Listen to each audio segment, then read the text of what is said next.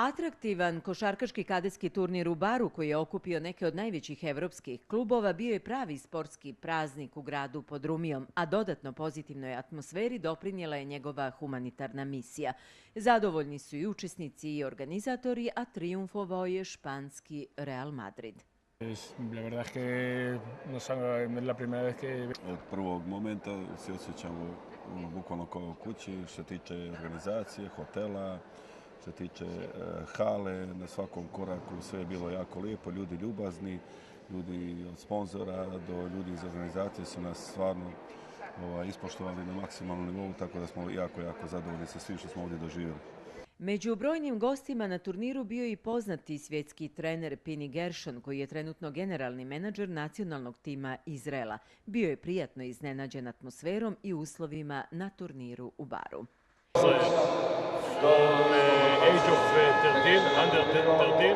Ovo je prvi put da sam sa reprezentacijom Izraela do 16 godina na turniru. Ispratit ću većinu koje ćemo igrati ove godine. Ovo je bio vrlo dobar turnir, na kome nisu učestvovale sve reprezentacije, ali bilo je sjajnih klubova. Uslovi su odlični, od sale do internacionalnih sudija, preko zaista kvalitetnih rivala. Za našu reprezentaciju ovih nekoliko mečeva značit će veoma puno u sklopu priprema za iskušenja koje nas očekuju. Inicijator humanitarnog košarkaškog turnira Bar Basketball Cup, sa kojeg je sav prihod namijenjen izgradnji dnevnog centra za djecu sa posebnim potrebama, je Damir Radončić, a glavni organizator i pokrovitelj opština Bar. Presrećan sam, prezadovoljan i iskreno da vam kažem, kao što smo već napomenuli, jako je teško ovakve ekipe, ovakve brendove dovesti u jedan mali grad.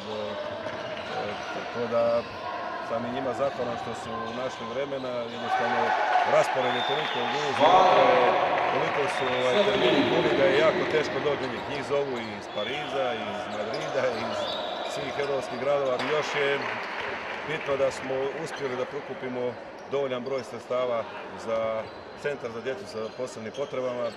Poslije finalne utakmice ćemo znati otprilike koliko to još uvijek se skuplje, da sredstva prodaju se ulaznice. Nadam se da će finale biti posvećeno. To je to, zahvalili se gradu Baru na razumijevanju. Zaista još jedan potez kojim potvrđujemo i dokazujemo da Bar postaje zaista grad košarke.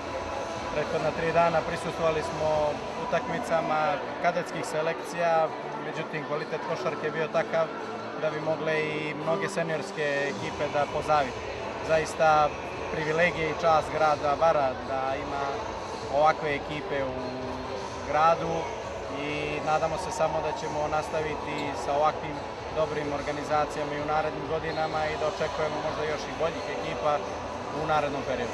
Trener barskog Mornara Đorđije Pavićević, poznati i kao izuzetni humanitarac, i ovoga puta dao je svoj lični doprinos i razvoju sporta u Baru, ali i jednoj plemenitoj i donatorskoj akciji.